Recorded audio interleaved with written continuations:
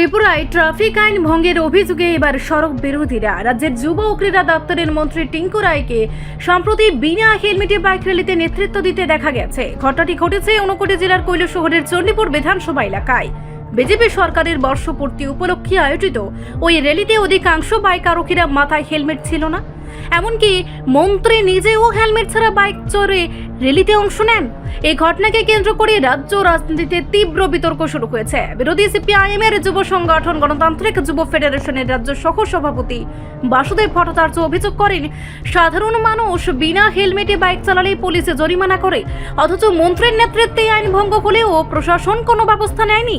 তার দাবি, এটি রাজ্যের আইনের শাসনের অভাবের স্পষ্ট প্রমাণ। একইভাবে প্রতিক্রিয়া জানিয়েছেন কংগ্রেসও যুবনেতা সৌরভ চক্রবর্তী। অভিযোগ করেন, শাসক দলের নেতাদের ক্ষেত্রে এক আইন আর সাধারণ মানুষের ক্ষেত্রে অন্য আইন কার্যকর হচ্ছে। তিনি বলেন, মুখ্যমন্ত্রী মানিক সাহা আইনের শাসনের কথা বললেও বাস্তবে রাজ্য চলছে শাসকের আইন।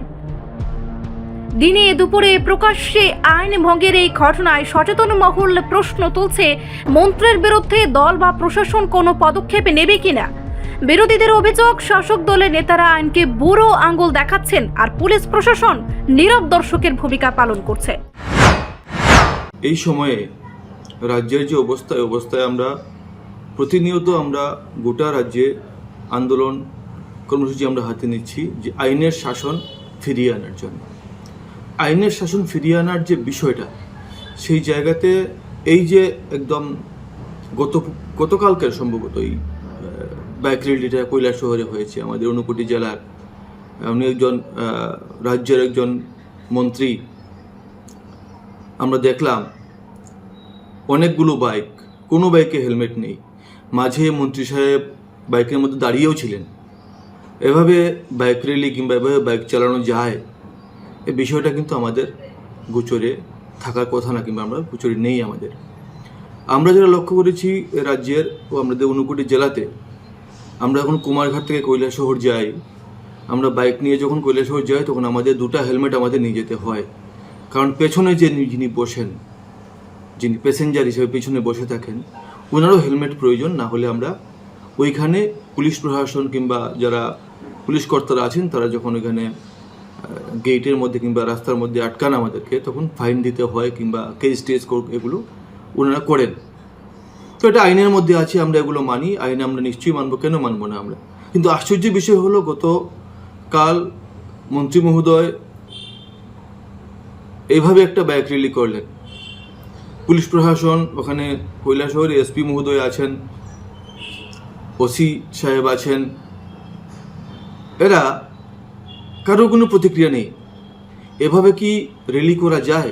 নাকি এটা শুধুমাত্র রাজ্যে ক্ষমতাসীন দল হিসাবে, ক্ষমতাসীন মন্ত্রী হিসাবে যা খুশি করব, আমি আইন তৈরি করব, আমার পছন্দ মতো আইন চলবে, আর রাজ্যের সাধারণ মানুষ যারা আছে তারা আইন না মানলে তাদেরকে ফাইন দিতে হবে, তাদেরকে কেস করতে হবে, এরকম কোনো বিষয়? এইভাবেই প্রতিক্রিয়া তৈরি করার চেষ্টা করছেন রাজ্যের মন্ত্রী মহোদয়। আমি ঠিক বুঝতে পারছি না বিষয়টা। এটা নিতান্তই এটা অনৈতিক কাজ বলে আমি মনে করি, এবং মন্ত্রী মহোদয়ের দ্বারা এ ধরনের অনৈতিক কাজ করা এটা উচিত না।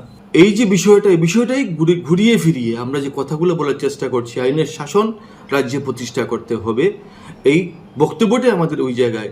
রাজ্যে আইনের শাসন নেই। আমরা বলতে চাই, এই পরিবেশটা তৈরি করার জন্য রাজ্যের যে শাসক দল, সেই শাসক দল বারবার আঙ্গুল তুলে দেখাচ্ছেন যে আমরা যদি আইন ভাঙি তাহলে অসুবিধা হয় না, কিন্তু রাজ্যের সাধারণ মানুষ, বিরোধী দল যারা আছে, তারা যদি আইন ভাঙে তাহলে তার বিরুদ্ধে অ্যাকশন নেওয়া হবে, তার বিরুদ্ধে ব্যবস্থা গ্রহণ করা হবে।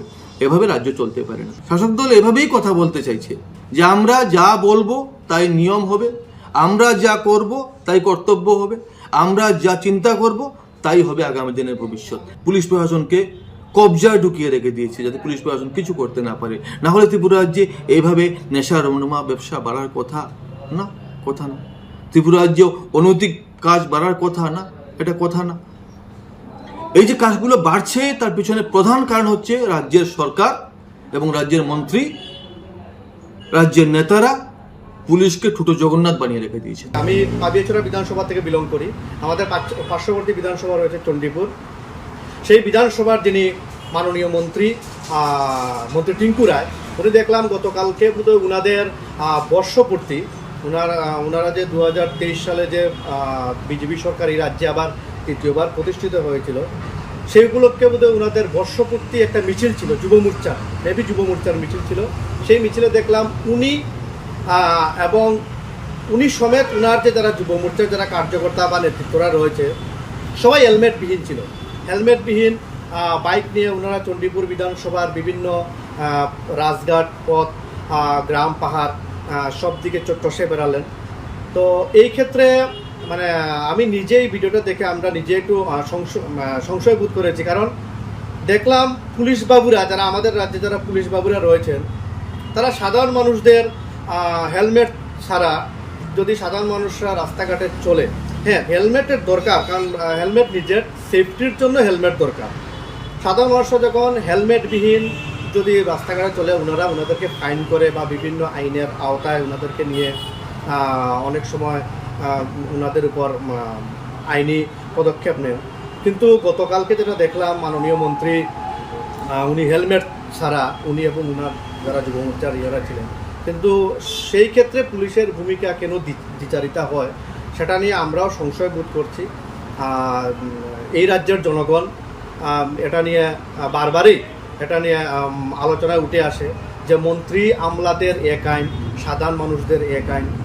তো এটা তো আসলে আইনের শাসন নয়, সত্যি কথা বলতে সেটা শাসকের আইন, সেটা আমাদের রাজ্যে চলছে। শাসক যেভাবে চাইছে আইনটাও সেইভাবেই একইভাবে মানে একই ধারায় চলছে। আমাদের রাজ্যে বিরোধী দল যারা বিরোধী দল করে, বিরোধী দল যদি শান্তিপূর্ণভাবে কোনো ওনাদের আন্দোলন সংগঠিত করে বা শাসক দলের দ্বারা যদি আমাদের কোনো বিরোধী দলের কর্মীরা যদি আক্রান্ত হয়, কিন্তু আইনটা কি দেখা যাচ্ছে, তারা শাসক দলীয় নেতা মন্ত্রীরা কী করছে, বিরোধী দলের কর্মীদের আইনটাকে কুক্ষিগত করে, ওই যে বললাম শাসকের আইন চলছে, আইনটাকে কুক্ষিগত করে বিরোধী দলের কর্মীদের যাদের কোনো দোষ নেই বা নির্দোষ যারা, তাদেরকেই আইনের আওতায় নেওয়া হচ্ছে, পুলিশ লাগিয়ে দিয়ে বা ওনাদের উপর আইনি পদক্ষেপ নিয়ে ওনাদেরকে জেলে ভরিয়ে দেওয়া হচ্ছে। এইভাবেই শাসকের দ্বারা, শাসক যেভাবে চাইছে আইন সেভাবেই চলছে আমাদের দেশে বলুন রাজ্যে বলুন। রিপোর্ট সংবাদ প্রতীক্ষা।